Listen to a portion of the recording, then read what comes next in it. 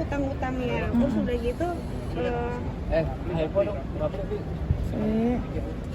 Oke, kita mulai dari awal ya. seperti apa sih? Awal ceritanya sih sebenarnya dari permasalahan aki mobil. Jadi sebelumnya itu mobil saya mau pakai untuk kegiatan saya nge-gym karena saya juga ada aktivitas lagi tanggal 26, tadi itu 24 ya, 24 Februari. 26 saya ada nyanyi ya. 26 saya ada nyanyi di Pejaten, tanggal 2 itu saya ada undangan nyanyi juga di Mabes. Nah, terus udah gitu saya bilang, dia cepet kurus karena saya mau video klip segitu kan. Terus kenapa mobil nggak nyala akinya? Terus gimana? Diganti, dan akhirnya saya nungguin dari jam 10 pagi itu sampai ke malam kok nggak diganti-ganti. Kenapa ya? Inisiatif dong. Setelah saya besokannya jam 7 saya WA customer service 24 jam, yang jual aki kan banyak tuh di Google. Akhirnya dapet tuh paling atas, biasa paling bagus. Saya WA, Mbak, saya mau ganti aki bla bla bla bla bla. Oke Bu, kirimin lokasinya, ganti aki sekian sekian sekian. Oke, dateng tuh orang teknisi datang. Pas Ibu kata siapa akinya ngedrop, kata Bapak. Oke Bu, saya cek, setelah dicek bla bla bla bla. Ya Bu, ini akinya udah lama memang drop gitu. Ya udah Mas, ganti aja segitu. Pas setelah diganti sama si tukang aki, Bu ini ada kabelnya ada yang longgar. Oh ya udah Mas, dibetulin semuanya, udah dicek satu, akhirnya dinyalain mobilnya. Bu izin saya nyalain. Iya Mas, gak apa-apa, di starter sama tukang aki. Pas udah di starter mungkin berisik, suami saya bangun, udah bangun, suami saya bangun, ada apa ini, kata gitu. Terus kata si tukang aki, halo Pak, iya saya ganti aki, katanya gitu. Ya suruh Ibu, siapa bilang kata akinya nggak kenapa-napa, kamu gini gitu kan. Terus udah gitu, Ibu Pak tadi WA customer service memang akinya juga udah mau drop Pak, itu lihat deh Pak, katanya udah tahun lama, katanya enggak, katanya gitu, enggak ngerti katanya. Ya ada kabel kendor doang. Lu ini tuh udah tahu kalau kabelnya kabel kendor bla bla bla gitu kan. Akhirnya nggak terima suami saya, mungkin saya nggak izin terlebih dahulu kali untuk ganti aki, atau nggak tahu deh permasalahannya kenapa, mungkin ada masalah di luar atau apa mungkin ya, saya juga nggak ngerti juga. Akhirnya dia nggak terima sama tukang aki, tuh tukang aki dihajar sama dia dan ditendang lah sama suami saya gitu. Terus pergi lu, katanya diusir-usir si tukang aki tuh. Terus tukang aki sempat gak terima gitu, mas udah saya bilang saya bayar aja. Terus saya bayar, udah ya mas pulang aja gitu. Saya nggak mau tuh liatnya nanti untuk kedepannya ribut di situ gitu. Akhirnya si masnya pulang, saya ke atas. Pas saya ke atas dia teriak, suami saya, mobil nggak usah kamu pakai ya, kata saya mau pakai. Saya kaget karena itu mobil saya perbaiki, saya mau pergi nge-gym, kenapa saya nggak boleh pakai?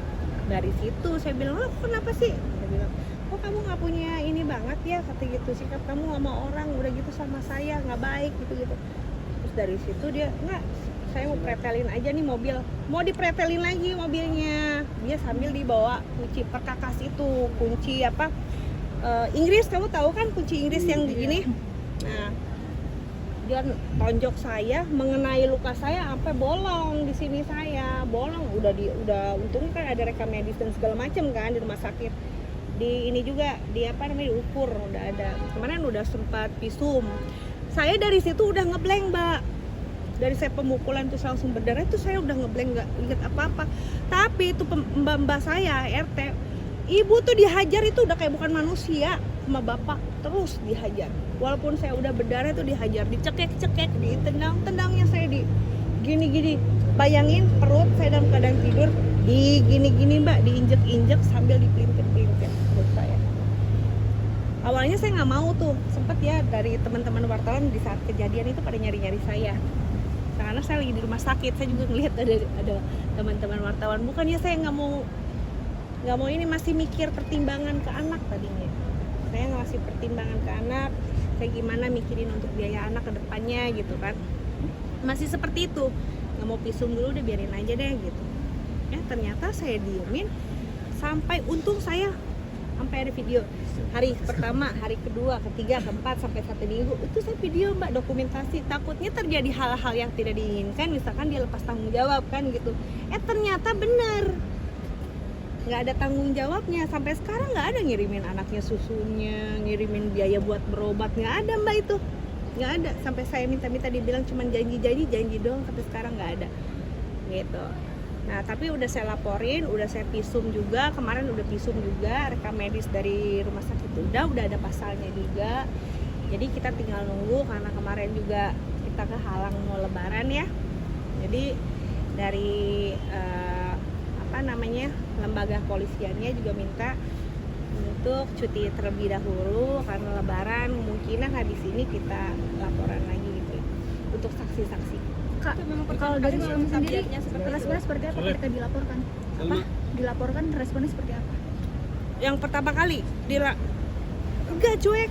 Jadi saya minta biaya ini, minta biaya itu, katanya cuman iya cuma begitu. Terus saya telepon gak diangkat, gak direspon, WA gak direspon, dan pada akhirnya saya WhatsApp bagaimana nih. Pokoknya saya menunggu 1 hari 24 jam. Kalau tidak ada itikat dari suami saya cuma WA seperti ini sama suami saya ya. Sebentar, saya lupa WA-nya. Yogi. Jadi saya tadinya nulis suami tapi udah gak ada. Tuh saya sampai telepon tadinya nggak diangkat nih.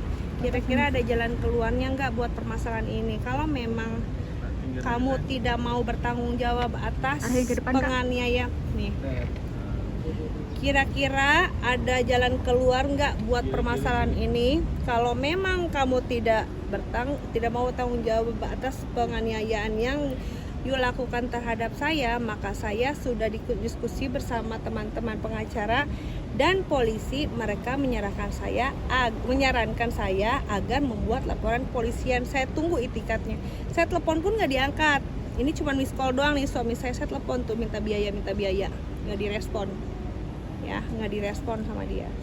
Dan akhirnya udah selang 2 atau 3 hari gitu dia langsung WA Jumatnya. Ini Jumat saya udah laporan ke Polres. Duitnya Ria baru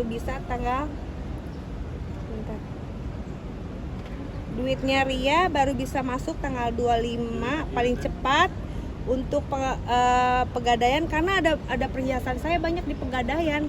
Teh agak ke kiri lagi teh. Sorry teh, ada telepon. Telepon teh.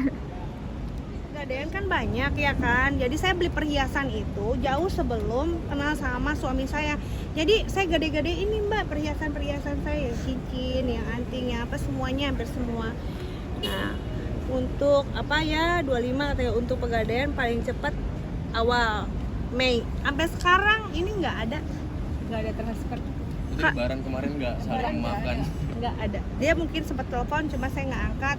Cuma memang dari kemarin pas lagi sama keluarga, bareng-bareng keluarga, Mas Yogi telepon, kata keluarga nggak usah diangkat gitu. Jadi ya semua saran dari orang yang yang dekat sama saya, keluarga, ya pokoknya sekarang ya gitu aja. Kecuali kalau misalkan memang suami saya punya itikat baik, ngebiayain anak kan gitu ya, pasti ada tanggung jawab sama anak, barulah saya kasih angkat telepon. Atau ini nggak ada nanyain anak juga, terus nggak ada ngebiayain juga. Apalagi kemarin kan lagi lebaran atau gimana kayak ngucapin lebaran atau kasih baju kayak buat anaknya atau susunya tuh nggak ada sama sekali, nggak ada. Saya minta tanggung jawab buat luka-luka saya, luka luar sampai luka dalam, nggak ada biaya, saya biaya sendiri. Kak, berarti untuk saat ini statusnya seperti apa dengan ya statusnya udah jadi ini apa namanya tuh mas kalau dilaporin udah penyidikan iya udah kan ini kemarin ada di tapi hubungan kakak sendiri sama suami apakah sekarang berpisah kah atau seperti apa? Mbak, saya udah 1 bulan penuh saya udah nggak sama suami saya. Udah pisah ranjang, udah anak-anak udah sama saya semua. Nah ini kan Belum, habis ini mungkin